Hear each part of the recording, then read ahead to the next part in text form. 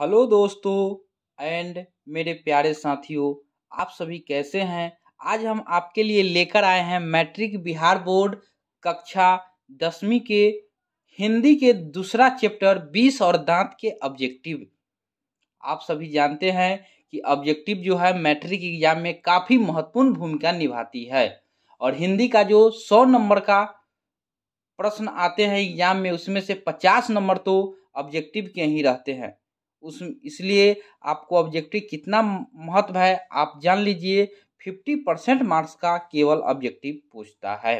तो जो कमजोर स्टूडेंट है उनको पास कराने के लिए ये ऑब्जेक्टिव रामबाण की तरह काम करते हैं, लेकिन जो तेज स्टूडेंट है उनके लिए भी ऑब्जेक्टिव जो है उनके लिए भी जो ऑब्जेक्टिव है क्या करता है, वो भी अच्छा से काम करता है उनके परसेंटेज बढ़ाने में।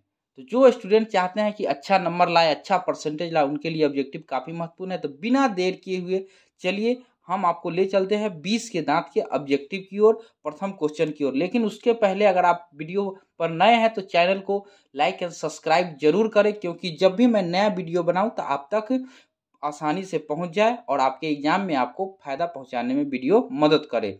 तो पहला क्वेश्चन है, 20 के दांत कहानी के रचयिता कौन है।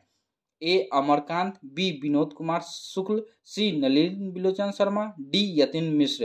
तो इसका आंसर होगा 20 के दांत के कहानी के लेखक कौन है, तो नलिन बिलोचन शर्मा। ये देखिए, ये 20 में पूछा गया है, 21 में पूछा गया है, 22 में नहीं पूछा गया है। हो सकता है इस बार पूछा जाए 23 में, जो हम लोग का एग्जाम होने वाला है। 20 के दांत कैसी कहानी है। ए सामाजिक, बी ऐतिहासिक, सी धार्मिक, डी मनोवैज्ञानिक। तो एक ऐसी कहानी है, डी मनोवैज्ञानिक कहानी है 20 की दांत। अब चलते हैं क्वेश्चन नंबर 3 के तरफ। क्वेश्चन नंबर 3 क्या कहता है कि 20 के दांत समाज के किस वर्ग की मानसिकता उजागर करती है। ए उच्च वर्ग की, बी निम्न वर्ग की, सी मध्य वर्ग की, डी निम्न मध्य वर्ग की। तो इसका आंसर होगा सी मध्य वर्ग की। 20 के दांत जो है मध्य वर्ग की मानसिकता को उजागर करती है। अब क्वेश्चन नंबर 4 की तरफ चलेंगे। क्वेश्चन नंबर 4 क्या कहता है, 20 के दांत पाठ की कौन सी विधा है। ए निबंध, बी व्यक्ति चित्र, सी कविता, डी कहानी।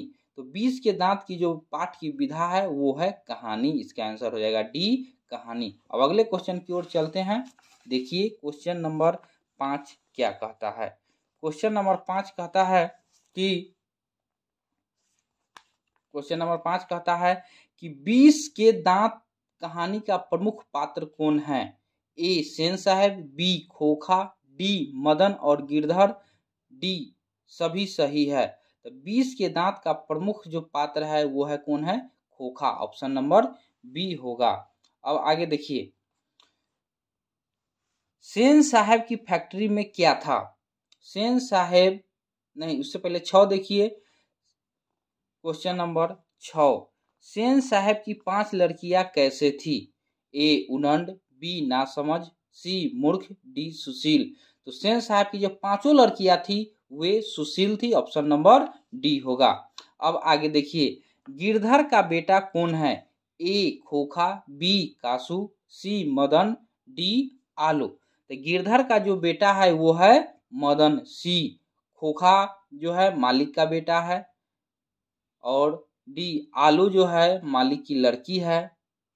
क्वेश्चन नंबर, तो इसका सही आंसर होगा सी मदन, जो कि गिरधर लाल का बेटा है।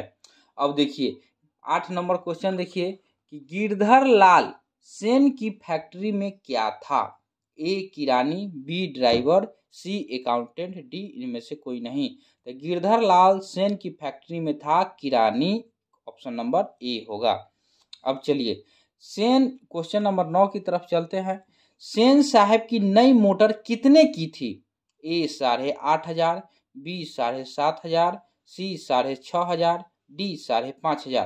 तो इसका ऑप्शन हो जाएगा बी 7,500। सेन साहब की जो गाड़ी थी वो 7,500 की थी। और एक क्वेश्चन और याद रख लिया यहाँ पर कि वह गाड़ी नहीं होगा, गाड़ी जो था काले रंग की थी। 11 नंबर, सेन साहब ने अपने बेटे खोखे को क्या बनाना चाहते थे। ए डॉक्टर, बी खिलाड़ी, सी बिजनेसमैन, डी पत्रकार। तो इसका सही आंसर होगा बिजनेसमैन, बहुत बड़ा बिजनेसमैन और इंजीनियर बनाना चाहते थे। अब क्वेश्चन नंबर 12 की तरफ चलते हैं। देखिए क्वेश्चन नंबर 12 कहता है कि सेन साहब की नई मोटर कार की पिछली बत्ती का लाल शीशा किसने चकनाचूर कर दिया था? ए मदन, बी कासू, सी सोफर, डी इनमें से कोई नहीं। तो इसका आंसर होगा बी कासू ने कर दिया था सेन साहब के पिछले गाड़ी के लाल बत्ती को चकनाचूर। अब आगे देखिए, सेन साहब की आंखों का तारा कौन था? तो लाजमी है कि सेन साहब के किसी भी आदमी की आंखों का तारा लड़का होता है, जो हमारा समाज का धारणा है। तो उनके भी लड़के का नाम खोखा था और खोखा ही उनके आंखों का तारा था। अब क्वेश्चन नंबर 14 देखेंगे। सेन साहब किस तरह के आदमी थे? ए अहंकारी थे, बी तानाशाह थे, सी मूर्ख थे, डी विद्वान थे। तो वे तानाशाह थे। अब जिसको पैसा हो जाता है उसको तानाशाह हो ही जाता है। अब क्वेश्चन नंबर आगे देखिए 15। मदन किसका बेटा था? ए सेन साहब, बी गिरधर लाल, सी सोफर, डी अखबारसीन का। तो इसका आंसर हो जाएगा बी गिरधर लाल का। आगे देखिए क्वेश्चन नंबर 16 देखिए, मदन और कासू के बीच झगड़े का क्या कारण था? ए पहलवानी, बी ईर्ष्या, सी लट्टू खेलने की ललक, डी साइकिल की सवारी। तो मदन और कासू के जो बीच झगड़ा था वो लट्टू खेलने की ललक को लेकर थी, जिसमें ड्राइवर का जो बेटा था मार के, ड्राइवर नहीं कलर का जो बेटा था सेन साहब के लड़के का मार के दांत भी तोड़ दिया था। Question number 17।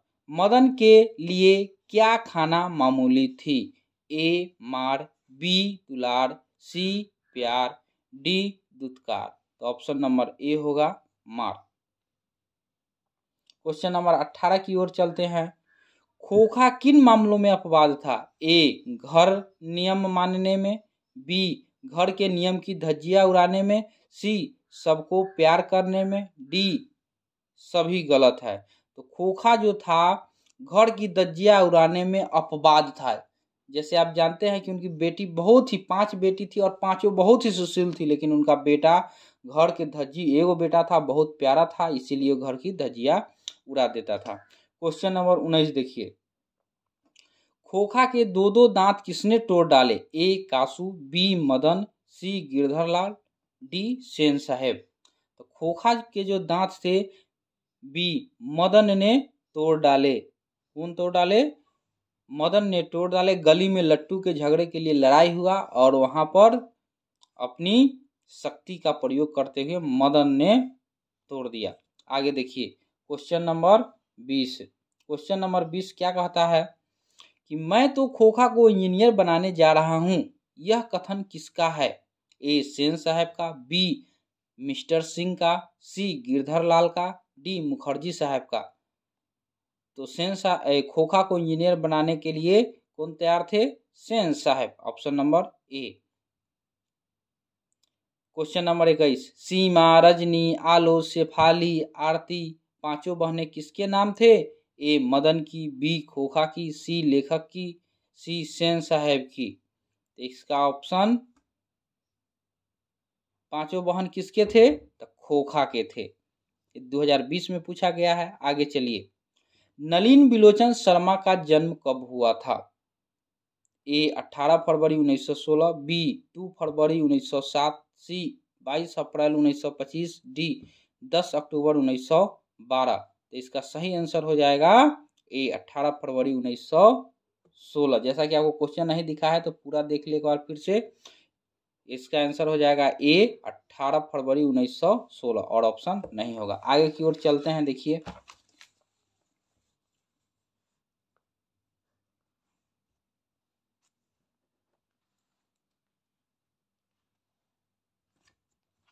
आगे की ओर देखते हैं।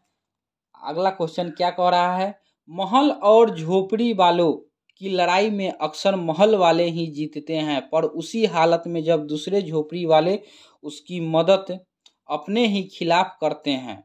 मतलब जो महल वाले कब जीतते हैं? जब आपके ही पड़ोसी आपकी मदद नहीं करते हैं, या झोपड़ी वाले गरीब आदमी हैं, गरीब आदमी की सहायता उनके अपने ही पड़ोसी, अपने ही लोग नहीं कर पाते हैं, क्योंकि वाह इसका साथ देंगे गरीब आदमी का तो बड़ा आदमी कभी पकड़ लेगा तो गड़बड़ हो जाएगा, इसीलिए कभी भी नहीं देते हैं। तो इसका ऑप्शन है ए बहादुर, बी शिक्षा और संस्कृति, सी मछली, डी बीस के दांत। तो पंक्ति जो है बीस के दांत से लिया गया है। अब आगे का क्वेश्चन नंबर 24 देखिए क्या कहता है। 24 नंबर क्वेश्चन कहता है कि अनाम दास का पोथा उपन्यास किस लेखक की कृति है। अनाम दास का पोथा, ए हजारी प्रसाद द्विवेदी, बी यतीन्द्र मिश्र, सी अमरकांत, डी महात्मा गांधी। ये क्वेश्चन 2021 में पूछा गया है। देखिए तो इसके लेखक है ए हजारी प्रसाद द्विवेदी। अनाम दास पोथा के लेखक हजारी प्रसाद द्विवेदी है। अब चलते हैं क्वेश्चन नंबर 25 की ओर। तो क्वेश्चन नंबर 25 क्या कहता है, मोटर को कोई खतरा हो सकता है तो डैश से, ए खोखा, बी मदन, सी सीमा, डी शेफाली। तो ए खोखा से। आगे की ओर चलते हैं। देखिए क्वेश्चन नंबर 26, हिंदी कविता में प्रबंधवाद के प्रवर्तक कौन है। ए अमरकांत, बी रामविलास शर्मा, सी नलिन बिलोचन शर्मा, डी अशोक वाजपेयी। तो इसका आंसर हो जाएगा सी नलिन बिलोचन शर्मा। प्रबंधवाद के प्रवर्तक कौन है, नलिन बिलोचन शर्मा। उसके बाद देखिए 27 नंबर, आलोचकों के अनुसार प्रयोगवाद का वास्तविक प्रारंभ किनकी कविताओं से हुई या हुआ। तो ए हजारी प्रसाद द्विवेदी, बी नलिन बिलोचन शर्मा, सी अमरकांत, डी अशोक वाजपेयी। तो इसका सही आंसर होगा नलिन बिलोचन शर्मा। नलिन बिलोचन शर्मा के ही कविताओं से प्रयोगवाद का वास्तविक आरंभ हुआ। 28 नंबर, झोपड़ी और महल की लड़ाई में अक्सर कौन जीतते हैं। ए झोपड़ी वाले, बी महल वाले, सी दोनों, डी कोई नहीं। तो इसका आंसर होगा बी महल वाले। हमेशा अमीर आदमी ही जीतेगा, क्योंकि उनका मदद करने वाला बहुत सारे लोग होते हैं, लेकिन गरीब का मदद करने वाले कोई भी लोग नहीं होता है। क्वेश्चन नंबर 29 देखिए, जो कि 2022 पिछले बार ही पूछा गया है। 29, सामाजिक विकास क्रम में सामंती सभ्यता की अपेक्षा किस सभ्यता को अधिक प्रगतिशील कहा जा सकता है। ए नेस्वरवादी सभ्यता को, बी एकेश्वरवादी सभ्यता को, सी पूंजीवादी सभ्यता को, डी इनमें से कोई नहीं। तो इसका आंसर हो जाएगा ए नेस्वरवादी सभ्यता को। अब क्वेश्चन नंबर 30 और लास्ट क्वेश्चन देखिए, मनुष्य और परिस्थिति का संबंध है डैश से। ए सापेक्ष से, बी मित्रवत से, सी निरपेक्ष से, डी द्वंद्वात्मक से। तो इसका सही आंसर हो जाएगा मित्रवत से। मनुष्य और परिस्थिति का संबंध कैसा है, मित्रवत है। तो दोस्तों आप लोगों ने आज देखा 20 के दांत की, क्या देखा, 20 के दांत से संबंधित आप लोगों ने ऑब्जेक्टिव देखा, जो कि आपके लिए बहुत ही रामबाण की तरह काम करने वाला है। इतना ऑब्जेक्टिव अगर आप देख लेते हैं तो हम 100% दावा करते हैं कि आपके मैट्रिक के एग्जाम में 20 के दांत से एक भी क्वेश्चन नहीं छूटेंगे। अगर आप चाहते हैं कि अगले चैप्टर का वीडियो बनाएं और आप तक पहुंचे, या कोई भी वीडियो बनाते हैं तो आसानी मैट्रिक के से संबंधित जो आपके एग्जाम में फ़ायदा पहुंचाए, लाभ पहुंचाए, तो इस वीडियो को जरूर लाइक एंड सब्सक्राइब करें, ताकि नेक्स्ट वीडियो आप तक पहुंचे। अगले वीडियो में हम जरूर इससे भी अच्छा करने का कोशिश करेंगे। लाइक एंड सब्सक्राइब जरूर करें। धन्यवाद।